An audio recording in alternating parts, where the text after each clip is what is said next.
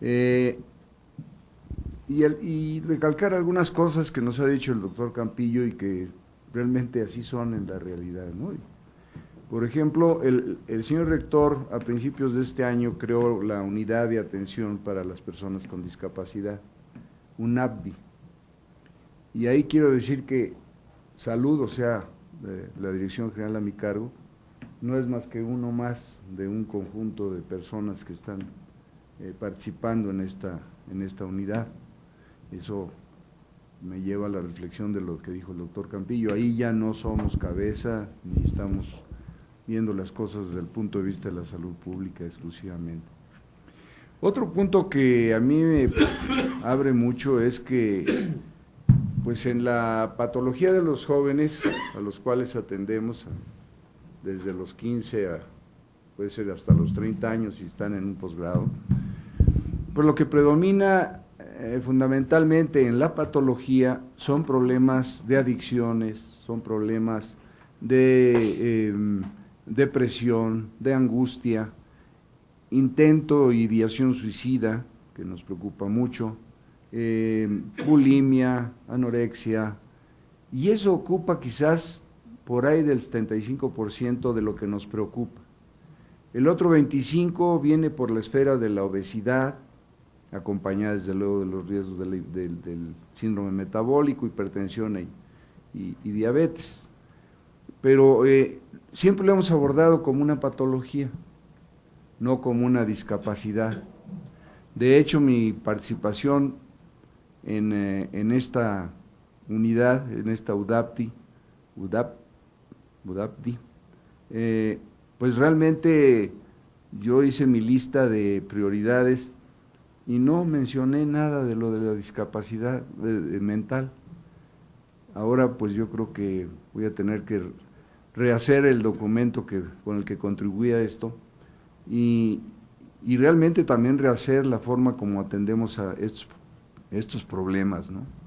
Desde luego, lo que también se ha dicho, la capacidad de atención es muy limitada.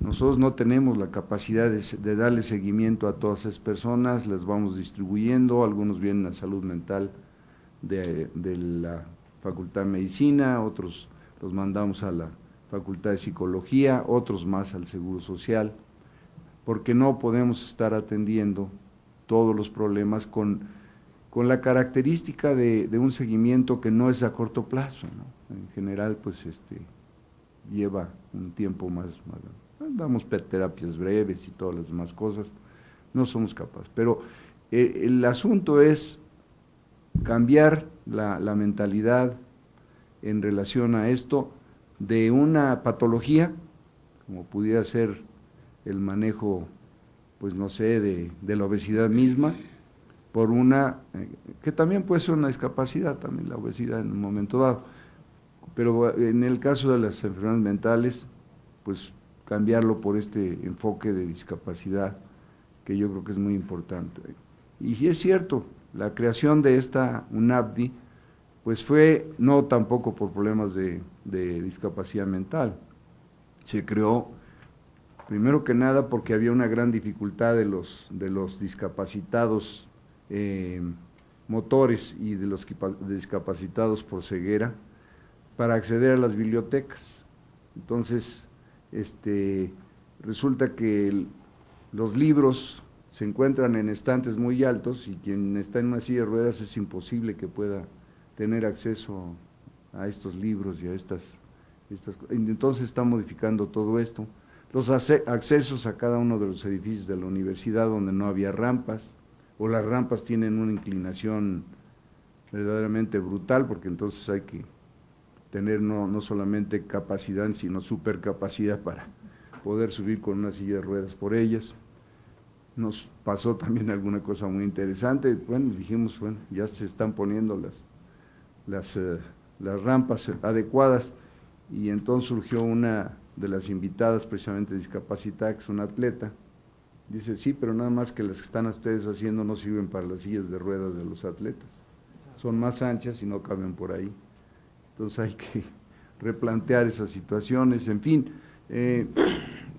pero todo lleva a que también la universidad le está prestando importancia a la discapacidad, pero que creo yo que vamos a empujar muy fuerte esta parte de la discapacidad mental. Ahora, yo creo que algo que tenemos que hacer mucho énfasis y que a lo mejor aquí nos toca ampliar es cómo identificamos. Primero hay que identificar realmente en el aspecto de salud mental esas enfermedades. En segundo lugar, que la persona, una vez que se identifique, la acepte y tenga una actitud positiva, probablemente acompañado del médico o de quien lo identificó, para que pueda ser evaluado realmente. Y esa evaluación de él nos va a decir cuáles son sus diversas barreras que él encuentra. Porque si no hay barreras que él encuentre, no existiría la definición de discapacidad. Y en el momento en que él nos pone cuáles son las barreras a las cuales él se enfrenta, entonces ya estaríamos hablando de la discapacidad mental. Y de esa manera podríamos hacer realmente un trabajo de educación, de difusión y por lo tanto de participación de los demás. Si no podemos iniciar con esa identificación como el problema clásico de bulimia, de discapacidad física, de discapacidad visual, esas son muy fáciles de identificar, pero el problema de la identificación mental de una depresión, de un cuadro de ansiedad, de una esquizofrenia, de un bipolar, bueno, cualquiera de todas las cosas y muchas más enfermedades, se necesita la aceptación de la persona y la actitud de ella para poder entonces entrar a un programa de evaluación. Y creo que a muchos se nos olvida que la actitud del discapacitado es básica para poder vencer la discapacidad, si no, no es posible. Pregunta, 2 o 3 preguntas. Cuando hablamos de estancia prolongada, es similar a lo que ocurre en algunos presos de inocente y culpable.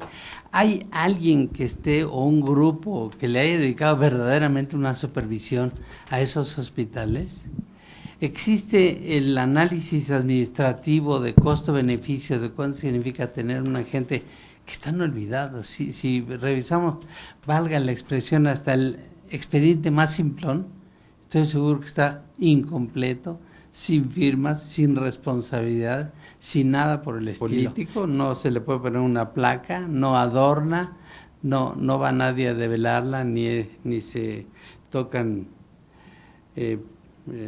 se ejecutan piezas por la banda de guerra, etcétera.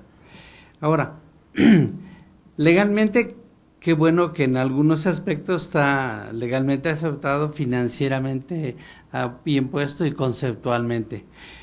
Y que existe algún artículo como el 19 que es ejemplo de respeto, de filosofía y de valores.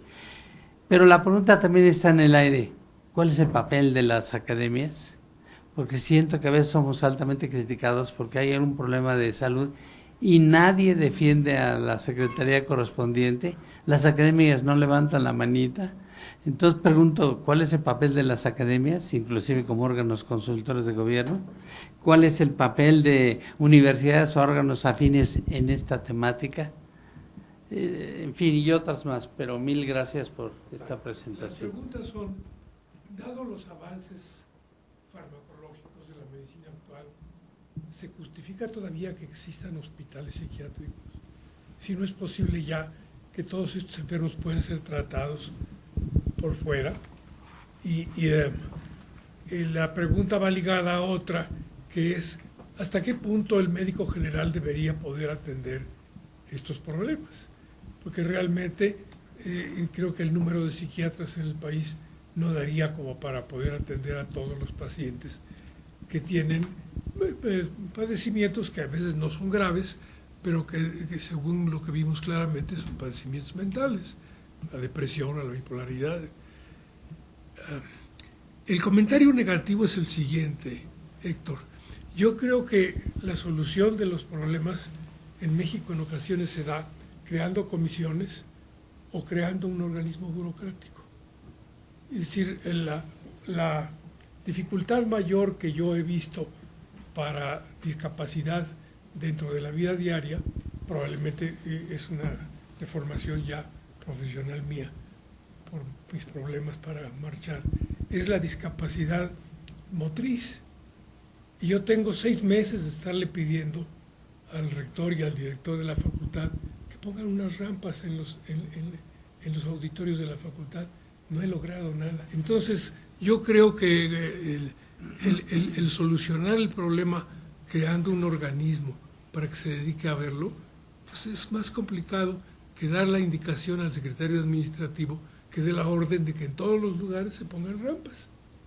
Es decir, en la Academia Nacional de Medicina esto no lo han podido entender, como lo entendió la Academia de Cirugía, y poniendo una rampa en la que es muy fácil llegar al presidium sin necesidad de que el doctor Quijano, bajando de la escalera de la academia, se cayera y lo tuvieran que llevar a su casa en una camioneta.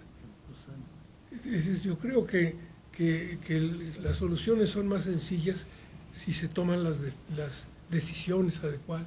Maestro Rivera, yo creo que los hospitales psiquiátricos actualmente no se justifican. Totalmente de acuerdo, ¿no? Cosa que cuando era funcionario no podía decirlo públicamente, ¿no? Pero efectivamente, no, claro, quitar un hospital, usted sabe, cerrar un hospital en general y un psiquiátrico en particular es un asunto político muy complicado, ¿no? Además no podemos cerrarlo si antes no tenemos una red que justifique a los enfermos, pero si no, no se justificaría, ¿no? La Secretaría de la Salud por lo menos ha dicho que por lo menos ya no se construyan, no quitarlo, sino construirlo, ¿no? Aún así, cada gobernador tiene en su mente siempre un hospital psiquiátrico para su estado, y sigue todavía proliferando, ¿no? Ahora, el modelo que usted propone, digo, general, definitivamente, yo creo que los enfermos mentales, el 80% de ellos o más pueden ser vistos por un no especialista. Eso definitivamente, claro, hay que tener la cultura, etcétera, pero definitivamente es así, ¿no? Y pues lo que usted dice ahorita de las rampas, esas son las dificultades típicas, ¿no? De que ahí está la solución y sin embargo no se hace, ¿no? Una rampa en la... Incluso te consigues, claro, no se hace, ¿no? Hemos firmado la convención, no se hace, ¿no? Y por ejemplo lo que me decía el doctor Agüero, si había ya un estudio y todo hecho para los pacientes abandonados, sí, hicimos un estudio, aquel tipo piloto costaba 15 millones de pesos, muy bien hecho, hasta la fecha no se ha aprobado, a pesar de que un secretario de Estado se comprometió que se iba a hacer, no se ha hecho el presupuesto, ¿no? Eso está clarísimo, y bueno, habla un poco de las dificultades y de la retórica que se tiene mucho a veces en este país, ¿no? Ahora, el problema de la salud mental y estos obstáculos no es privativo de México, en casi todos los países está, mucho más en los países subdesarrollados, ¿no? Desgraciadamente, ¿no? Países, por ejemplo, como Australia, como Nueva Zelanda, lo hacen muy bien, lo hacen, ¿no? Pero si vamos con Nigeria, vamos con Tanzania, incluso con América Latina, fuera de Chile y Brasil, que más o menos lo están haciendo mejor, estamos mal. España estaba muy bien, ahora a raíz de que viene toda esta cosa de austeridad, están acabando con todos los programas que tenían, que es otro asunto muy importante, ¿no? Apenas hay una crisis económica, lo primero que se recorta es salud, ¿no? Entonces va ¿no? Ahora, a mi querido general, pues mire, yo creo que un esquizofrénico puede ser un buen médico. ¿Por qué? Porque el espectro de la esquizofrenia es muy amplio.